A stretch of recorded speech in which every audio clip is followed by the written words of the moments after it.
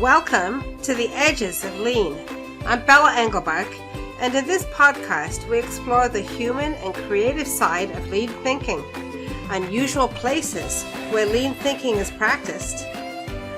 We meet people who are practicing continuous improvement in many different flavors and styles. So come along with me on a journey to the edges of lean. Episode 82, Continuously Improving Culture for Everyone with Lalomia. One of the big challenges of continuous improvement is that different kinds of workers have very different expectations for their own professionalism, for customer service, and for how their management should behave. Lalomia ran into this when he made career moves from engineering to financial services and then to entrepreneurship in the home repair business. He's here to share how he made those transitions and what he has learned about building a culture for continuous improvement with different kinds of workers. Lalomia, welcome to the Edges of Lean. Happy to be here. Excited about this. Well, I'm looking forward to this conversation. And like many folks who come on this podcast, you're somebody who started your career as an engineer. Is that right? That's correct. Yep. But you are not doing that today at all. So tell us about that journey. Yeah. So I actually have not only a bachelor's degree, but a master's degree in engineering and went up to work in manufacturing. But I've always wanted to run my own business. So I went off to get some business experience and worked for a company called Anderson Consulting, or now Accenture, and that's that company. But found myself in banking, got that job that everybody is coveting. And I was in a corner office with 400 people working for me, running a commercial loan operations division. But I just did not like what I was doing. I actually started to really hate it. I didn't feel like I was fulfilling everything that I could be. So I started the Trusted Toolbox, a handyman remodeling company, in 2008. That's right when the recession started. So timing kind of stinks. Yeah, great timing, Chris. Great. Yeah, thank you. And so now I'm in the, as we talked about before, people call it the blue collar world of handyman. We do home repairs all around the house, drywall repair, woodrot repair, up to bath and kitchen remodeling now. So I have a remodeling division and a handyman division here in the Metro Atlanta area. Wow. So that is a pretty circuitous path there. So you had a bachelor's and master's in engineering, and you worked for Anderson, which is now Accenture, and you went into banking. So was that your first position out of school? No, my first position actually was manufacturing. My first position out of school was I made flap actuators for Curtiss-Wright Flight Systems. I was a manufacturing gear engineer, and we made the flap actuators for Boeing's 767s. So if you're flying on a 767, look out, because that might be the stuff I worked on. Wow. Yeah. Some of that stuff has been around a little while, but it's if it's well engineered, it sticks around. So you must have had a culture shock when you went from engineering, from manufacturing engineering job to Accenture, and then, as you said, you were telling us in Accenture you weren't feeling fulfilled with that. I would love you to talk about what you saw in the variety of culture and how you fit or didn't fit in those cultures personally. Oh, I love that. So in manufacturing engineering, I was actually out on the floor working with machinists quite a bit. I was kind of a blue collar engineer, working my way up in management, but I had a lot of rough edges. And my biggest culture shock going to Anderson Consulting at the time was working with people who didn't think like me. As an engineer, very pragmatically, we're problem solvers. It's very linear in the way we solve a problem. We don't really welcome too many other opinions, if you will. And I had worked with a lot of other engineers who thought just like I did. So our solutions were very engineered, if you will. And the first thing I learned when I got there was, number one, trying to smooth those rough edges off, but also to embrace the diversity of decisions that you can get and the outcomes you can get with a better team. So I was working with political science majors, English majors, journalism majors, but they were all working for one goal, and that was to solve a problem for a client. We got a better decision better answer, if you will, from the team. So that was probably the biggest thing, is really to start to embrace other people's thoughts from a diverse background. Wow. Wow. And that's one of the things that I hear frequently from people who studied in engineering, is that they went into engineering because they weren't necessarily comfortable working with people. So they preferred, working with the numbers, working with materials, working with a computer, than actually working with the people. But and I don't know if that's you, Chris. I kind of doubt it, but it sounds like you were thrown right into that with Anderson, but it still wasn't what you wanted, right? So you had this big aha, but it wasn't really what you wanted. Well, I really enjoyed my time at Anderson and Accenture. It really helped me solve and build my toolbox, if you will, of skills. I went to work for one of the clients we were working for in Atlanta called SunTrust Banks at the time, which is now Truist. And then I was there for 5 years before I decided to leave. So my culture shock, going from being a consultant, where I was flying all over the nation. I wasn't really all over the world, but I was all over the US, Canada, flying around doing things. I get to work at home, and it was great, but I was also put in a silo in a bank, and you're also not allowed to be very creative in a very big company.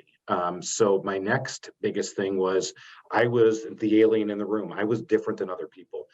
So different, as a matter of fact, that we had a corporate shrink. I joke about that, but I had to go get my personality tested twice while I was at the bank. Did you?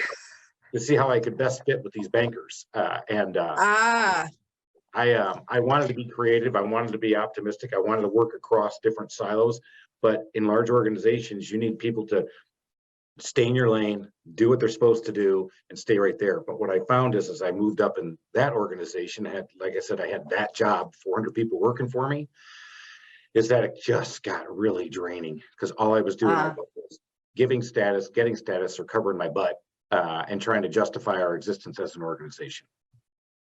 That is a really hard place to be, isn't it?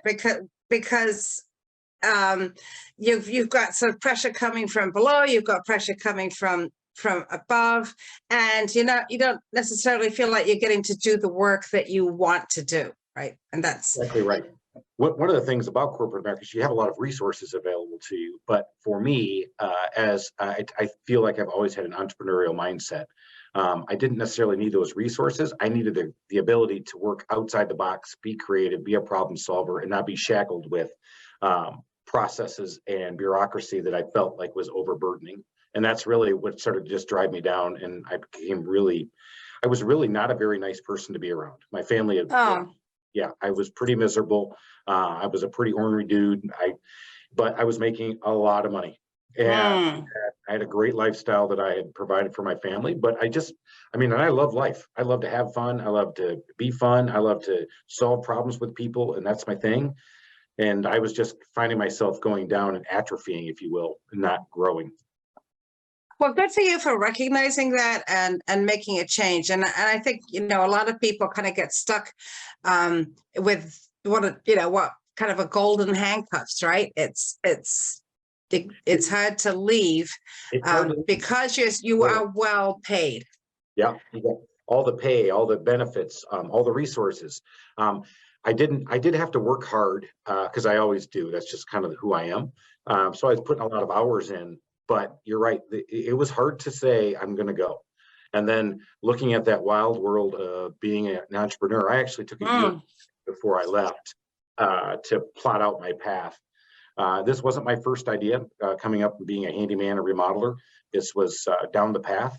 Then I took a full 6 months to build the business plan on this.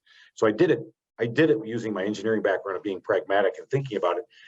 But when you get ready to make that leap, people ask me, hey man, 14 years, would you ever go back? I'm like, no, but you can sure have those first 4 years back, because people ask me after 2 years, what do you miss? I said, I miss a paycheck because I wasn't getting one. Right. But you got through that part.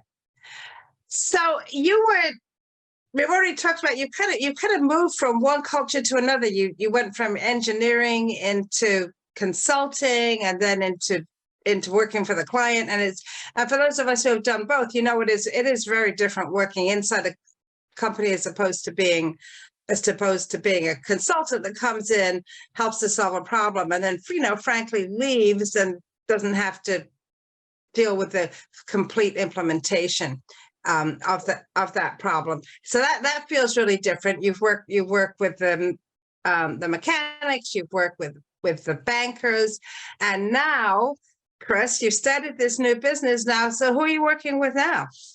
So my employees are really what I like to call skilled trades. In fact, challenge to them every day, and I have 15 handyman and 5 project managers. These guys are lone wolves. They view themselves as artists, really, that they can do things in houses. And what I do is I challenge them to be an artist every day. And I use a phrase that St. Francis of Assisi said in the 1500s: if you work with your hands, you're a laborer. If you work with your head and your hands, you're a carpenter. Most of the guys will say, yeah, that's what I am. I said, but if you work with your head, your heart, and your hands, you're an artist. If you're an artist today, you can work with them. So that's been the big thing that I'm out there trying to promote, is that while they're blue collar, they are doing things that a lot of us just can't do. You don't have the skill, the time, or the tools.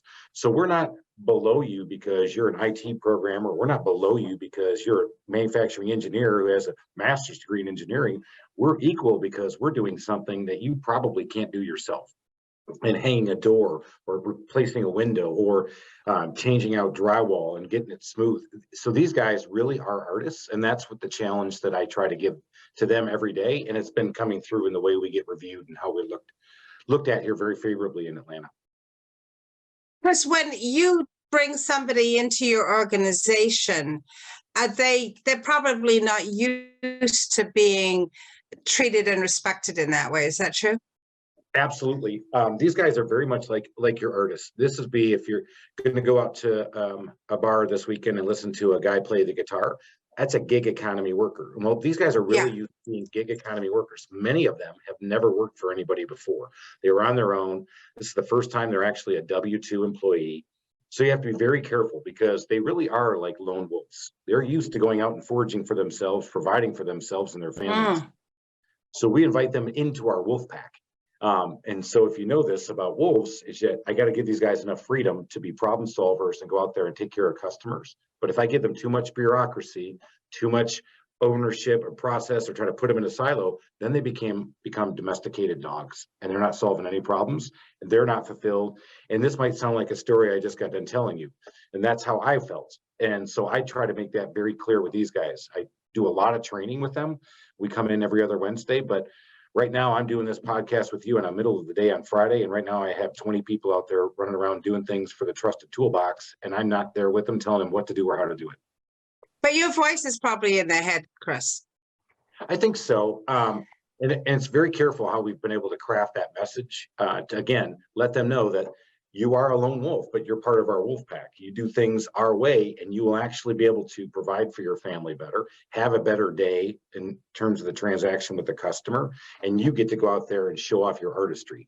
And by proving it to the people and the guys that have come through, and a couple women have come through as well.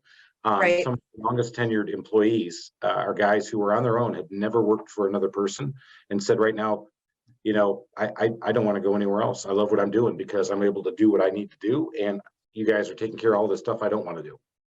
And that's what artists really want, right? I think it is what a lot of people really want, is I want to do the thing that I love, and I don't want to have to, find a client. I don't want to have to do marketing. I don't want to have to mess around doing the taxes or the payroll, or whatever it is. So that you're really helping them fulfill their passion, right? Fulfill their purpose. I think so. Yeah, I'm very proud of the culture we built there, because right now I have an operations manager and a training manager that take care of the training. I just sit in the back and then punctuate the points at the end of our training. But I've been very clear with these guys, is that the culture we're trying to build are allowing these artists to go out there and shine like they're supposed to each and every day, without putting too many shackles or processes on them. But we still want them to follow our thing, because we know is that a professional handyman can be rewarded for what he's doing, as long as he acts like a professional when he gets there. So we talk a lot about that customer service piece with our guys. That's very interesting to me, Chris, because certainly one of the things that I think as many of us has when you hire somebody to come and work in your house, an independent contractor, you may or may not get a return phone call. You may or may not get a completely filled out contract. You may or may not get, somebody may turn up one day and then they vanish for a week. I mean, these are all the things that make people so frustrated. So we know that there are probably reasons for all of that, things like perhaps taking on too much work and not balancing their workload. But at the same time, or just not knowing that it's important to call somebody back, right? Right. But these are all things that get in the way of a great customer relationship. It's just intriguing to me that with your company that you even have a training manager. I mean, I can certainly imagine, an organization like yours that would have, some project managers, some schedulers, things like that. But to have a training manager, to have this big focus on culture, I'm sure you realize it is really quite unusual. Especially at our size and what we do. At your size. It's a cost that hurts the bottom line, as an entrepreneur trying to make as much money as you possibly can. But I do know that the long run for us to grow is, I think Warren Buffett said best, bigger is not better, better is better. We've actually been able to grow and be bigger, and we're better because I've been able to invest in this training manager, and it's starting to, I guess, prove me right. But it was an investment. There's no doubt about it. Oh, yeah. Yeah. So tell me a little bit about the training program. Somebody joins your company. What happens in terms of training? Where do you start? Yeah, we actually have a pretty solid onboarding program. What we're finding, again, in this very tight labor market, it's been hard to find people, but when we bring them in, our onboarding process looks like this. You actually work with one of our lead technicians who's been with our senior lead technicians who've been with us for a while, for about 2 weeks. And during those 2 weeks, you'll also come in and you will have a 2-hour session with me about our culture and about the 3 secrets of the customer, because we're letting our wolves into the wolf pack. And I want to let them know, hey, now you're going to learn a little bit more, and I'm going to also help you with your skill sets, customer service, our process, and then finally something technical. So we do that onboarding for 2 weeks, and then we bring them on, and then we have a direct deposit payroll, again, making their life easier. They don't have to come here and get a check. A lot of these guys are used to getting a check right when they're done doing the work. These guys now know they get paid every 2 weeks, like we're professional. And so we do that training, but we always train around 3 things. One is the customer service component. The second thing is something to do with our process. So all of our guys have tablets in the field to have their work orders laid out for them to have the customer sign digitally. And so we train around stuff like that. And then lastly, we train them on something that's going to make their skill sets better. It may be a better technique for drywall, a better technique for cutting wood, a better technique for replacing rotted wood. We do a lot of deck repairs here in Atlanta. And so we train them on that. Because if I don't do that last thing, the other stuff is just blah, blah, blah. Yeah. Blah. Yeah. They don't want to hear it. These guys are not classroom learners. They are not the guys who are going to go off and get a master's degree in engineering, because they want to learn with their hands. So we make it a pretty succinct 1-hour meeting where we hit them with the 3 things. But again, I am really passionate about the fact that you've always got to give them something that's going to make today's job easier for them. Oh, well, that's great. So, and again, this is to me fascinating, this shift of cultures that, again, from working with mechanics to working with the bankers, and also the Anderson people, Accenture people who have their own ways of working, and now working with your skilled trades. And so, Chris, I'd love to know a little bit more about yourself. And it sounds to me as if you have either have always had or have developed a sense of empathy. Where did that come from? That's a great question. I think it's been a learned skill for me. One of the things I've actually put down for myself is I think today's leader needs to be more self-aware than ever about who they are and what they do. And that's been something I've had to learn. You've hit on it. I've been through a lot of different cultures. I started in high school as a machinist in a manufacturing shop, When I went off to college, I played football. So all these different cultures that I was in and all these different teams I was a part of have helped form something that's really important to me. And that's, I do love leading people. And sometimes it's fun and sometimes it's challenging and it's all the above. But I realize that you have to be self-aware as a leader. And I've had to learn that because I'll give you an example. My Accenture team of 3 or 4 when I first started were some of the most incredible people I've ever worked with. And these are your English major, journalism major, poli-sci major people that I had to work with. And then I learned that great people, given a little bit of direction, can take off and go things. Then I had to learn at the bank that I had a lot of second income earners working in remote locations doing doc prep. And you had to really get your message out without being in front of them. And so I had to learn how to get a message out to a lot of people very succinctly, but powerfully, but I had to do it by written word at the time. And then working with my skilled trades today, these guys, I tell you, it's something else. I talk the language. I actually wrote a book about it called From the Zoo to the Wild. And in there, I would tell you, one of the things I've learned is that sometimes a well-placed F-bomb is just what they need to hear. Yeah. Yeah. So it's been good. And that's, I think the empathy, and that's one of the things I truly say this in our training. We say we're extraordinary people doing amazing activities in houses every day. And that's what I really think these guys are. And that's the challenge. And sometimes you have to give them that belief and see if they can rise to that belief. So how do you then, on the other side, you have the training, and I love that they start with working with somebody for 2 weeks, so they have an opportunity to see how the work and the culture plays out with a real person before they get the classroom and the talk with you. That has to be really helpful. How do you then evaluate people as they are progressing? That's a great question. If you think about what a handyman does, everybody listening to this, if they own a house, you have a preconceived notion of what a handyman is, which is all across the board. And I can tell you, if there are 10,000 people listening to this, there are going to be 10,000 different opinions. But what I will tell you is that nobody is an expert in the house. So what we do is we ask them in the beginning to rank themselves in each of the different skills that we work in. And there's about 10, and we ask them to rank themselves 1 to 10. While they're working with our guys, whatever the skill is that they're doing that day, our senior lead technicians will come back and say, we have the trusted toolbox way scale. And based on my opinion of how he did, I would rank him good in, I'd rate him a 6 in trim carpentry. I'll rate him a 7 in drywall repair. I'll rate him a 2 in plumbing. And so we're really a skill-based routing company, which is a really difficult thing to do. And that's why my scheduler, who has to schedule 15 guys all around Metro Atlanta on a daily basis, has a tough job because she's trying to get the right guy to the right job. So we continually evaluate them on their skills and their technical skills, but we're also measuring how they're doing out in the field customer service wise. And then it seems to me then when probably the first time you give them that self-assessment, that's also the first step in them developing their own self-awareness.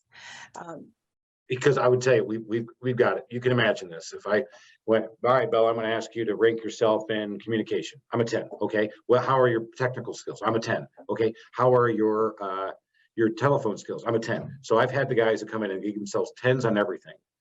Yeah. The guys who realize it after 2 weeks come back and go, well, I guess I'm more like a 6. I'm more like a 2. And you start to get the real idea. I'm like, what we tell them is be real, because if you're not real with us, we can't help you get to that level you want to get to personally and professionally.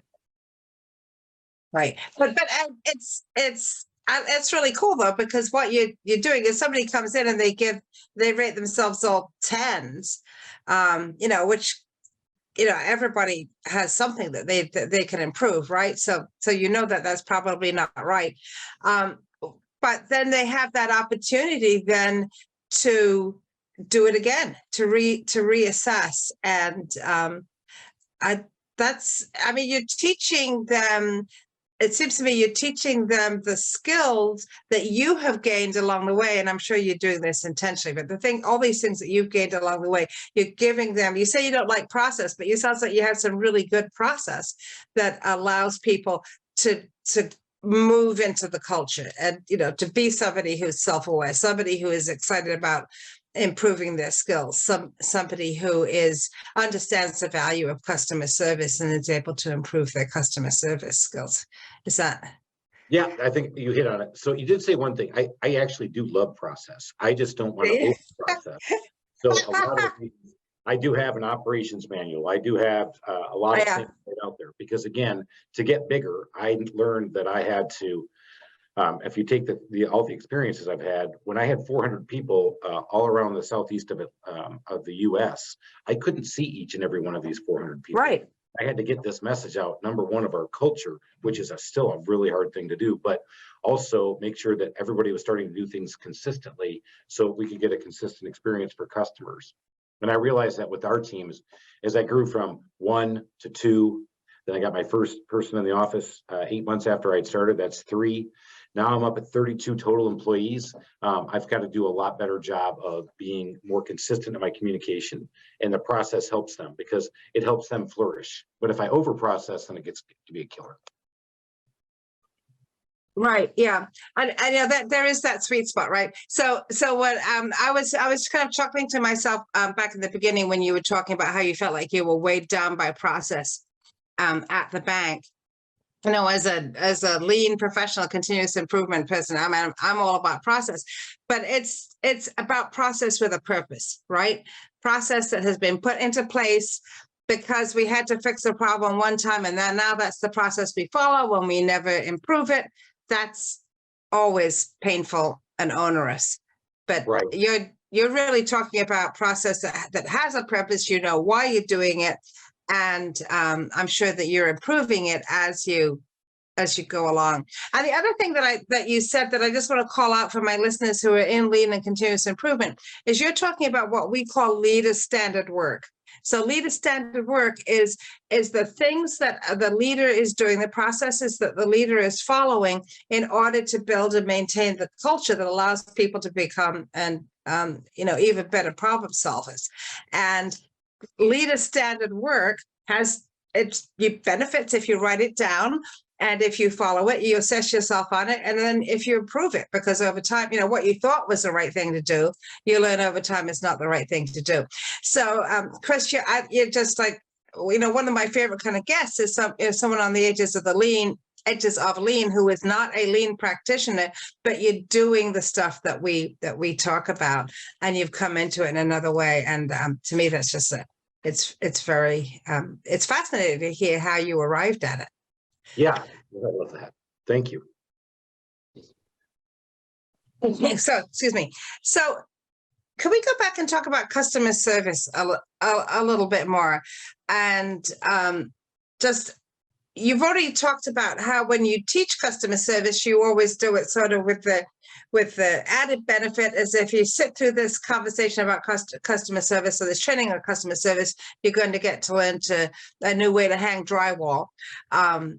So there's always something that's exciting to them. But what are the things that you see that get in the way of customer service with someone who is in skilled trades? What's stopping them from that?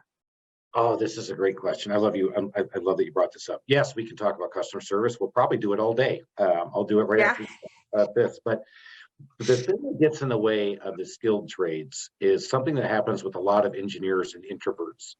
I'm doing my job. So should you. Don't come and question me about my job that I'm doing. But with customers, what they don't know is what they don't know. And a lot of times we're coming into your we're probably coming into your number one asset in your portfolio. Number 2, we're coming into your personal space where you've raised your family, where your personal space is. So people's anxiety level is up. So we train them, their anxiety is up, and they don't know what to expect. But they are probably expecting that you're going to come in and make a mess. You may get half the money and not do any of the job. You may never come back and do the job again. So what these guys are saying is, well, yeah, but Chris, we're an artist. So why do I have to tell them what I'm doing? I said, because they don't know what you're doing yet. You're doing things that they don't get. You're doing voodoo. And if you don't communicate what you're going to do and set an expectation, you can't exceed it. And that's where it gets in the way with any practitioner in any business. If you just sat there and said, well, I'm doing my job, so what are they worried about? Well, they don't know what your job is going to output or result to them. And then when we make it so personal that we're coming into your house, that anxiety level goes up. I can't tell you how many times I've worked for friends or colleagues that I felt were really awesome to work with in the bank or in consulting. But when you go work in their house, it's a whole different mindset because the anxiety level goes up. So what gets in the way is the fact that we just think, hey, I'm good at what I do. Let me do my job. And what are you worried about? And what they're worried about is all those other things that I just said. And so that's what we communicate to these guys. You give them your plan early, they're going to leave you alone. And if you think about it in any business, if you've had somebody who was a micromanager on you, or when you came in and did the work you were doing and people were micromanaging you, you got to ask yourself why. Is it just because they can't help themselves, they got out of the way, or they don't know what you're going to be doing for them and they want to make sure they get the result they're expecting and you don't even know what it is yet. So that's a big piece of what we talk about customer service. We let them in on those secrets of the customer. We call them the 3 secrets. That's really good advice and information for the folks who are listening to this. So many people who listen to this podcast are entrepreneurs doing consulting and coaching in lean and continuous improvement. And I think there might be sometimes a tendency to come in. So I'm going to come in and I'm going to work a little magic. Don't worry, just trust me. Everything's going to be great. And that certainly does not help people feel comfortable. And what you're saying is it's you do it in your house, it's even worse, right? But it's good advice for us as well. We can't go in there and say, just do our lean magic, take it. It doesn't work that way. And it's also interesting. It's also interesting because I've seen actually in healthcare more of this from healthcare providers, where healthcare providers, some of them now are much better explaining what it is they do and why they're doing it rather than just doing things. And that's an even more personal space, right? And those are the healthcare providers you trust, the ones who tell you. Yeah, I think for your listeners, having come from the consulting world, because if you've done a number of lean implementations over your career, you know that you're good at it and you're going to do a great job of it. And sometimes you forget to tell them why it's so great and they don't know what to expect on a new engagement or a new thing. And that's why you do statements of work. However, if you work on the results and what the plan's going to be, they know what to expect. Now you can go exceed their expectations. Right. Yeah. They don't know how good you were yet. You got to prove it to them, right? Right. Exactly. So, Chris, when you're having these customer service conversations, then the guys have a chance there to go out and then to practice that, right? And then they can assess themselves. Yeah. How did I do? Yeah, I think one of the ways we've learned how to really talk to these guys is that we tell a story. We tell a story that will engage their brain. We'll tell a story about how a pilot can land a jet on an aircraft carrier and how it takes a team. We'll tell a story about Amelia Earhart. We'll tell different stories that will get to the brain that they want to hear, which is they're skilled people. They want to hear a story. And then we translate that story into how we want this to work out in the field. And then they know the culmination of that is that they might have an easy transaction. They might get a review on their work, which we also incent them to do that. And they might actually get a tip because we are in the tipping business. Yep. Yeah. That's a good sign that things went well, right? Exactly right. Yeah. And with some of these projects, presumably they have to work as a team with other people in the organization? Yeah, and that's also another thing that has been a challenge. If you're a skilled trade and you're a really good carpenter, you don't really view yourself as a trainer. But what we tell everybody to do is that if you're ever working with somebody else, you guys are both there to do that great job together. But if you're sharing knowledge at the time, that's great. But don't expect somebody to train the other guy. And so that's been a difficult thing. We've actually created a tech advisory board where we tell these 4 guys that when the new guys are coming in and onboarding, we're going to not charge you for them. That's free labor for you. We're going to double dip and pay both of you for the same amount of work. So you can do some of the training and culture explaining and all that stuff. So that's a key piece too. A lot of times, if you think about this, people don't want to be trainers. If they did, they would be a trainer. They just want to go out there and practice their craft. Right. Yeah, and because training is another skill set, all together to learn, all together. Yeah. You have to have Yeah. patience, which I'm learning. But you got to have the ability to teach and coach and work with somebody, knowing that ultimately you're going to get a better outcome. But that's not what skilled trades guys are about. If you think about that guitar player playing this weekend at the bar, if he's training somebody else how to play the guitar while he's up there, he's not singing a really good song, is he? Or she's not playing the guitar the way she wants to because she's trying to train somebody. And that's how these guys look and feel. Yeah. Yeah. So by having these 4 people be more in this mentoring role, you're freeing up everybody else not to have to do that. So yeah. Yep. Yeah. And they're seeing the benefits of it because now they get to see better teammates come in who will make them look good on other jobs. And if they come behind that person and do it something else at this customer's house, but we have the same quality level that's happened with the experience. Chris, you don't just you run this company, right? Which is thriving, but you're also in now the business of helping other people to understand these concepts. So tell us a little bit about that part of your life. Yep. So I started the Home Service Institute, where we train other companies in the blue collar space on customer service skills and setting up the correct training environment to allow these great customer service people these artists to become great customer service people. So we call it the Home Service Institute. You can find it on the homeserviceinstitute.com. It's a series of videos and consulting that my training manager does part-time as well. It's actually becoming more full-time as we get going, which is great. But we're training other companies on why customer service actually helps with profitability, helps with your online reputation, your reputation in the field, and it helps you retain people in your company. And that's I'm sure I know it's sorely needed. It's particularly with the smaller organizations, and individuals in business for themselves. Exactly. So right. yeah. So and this so I can imagine, as you said it's part-time now, but it's that piece of the business is growing. Where's your heart? Is your heart in both these places? Ooh, that's a tough question. My heart is definitely always with the trusted toolbox in the beginning, but I believe in the Home Service Institute concept. Now, I forgot how hard it is to start a business, so it's been a tough run to get this up and going, especially right now in the home services world. We're all so busy, we don't have time for training. We don't need to. I can't tell you how many people I talk to, like, hey, I don't need training. I'm like, yeah, I understand, but you really do. But see, right now we can pick up any clients we want.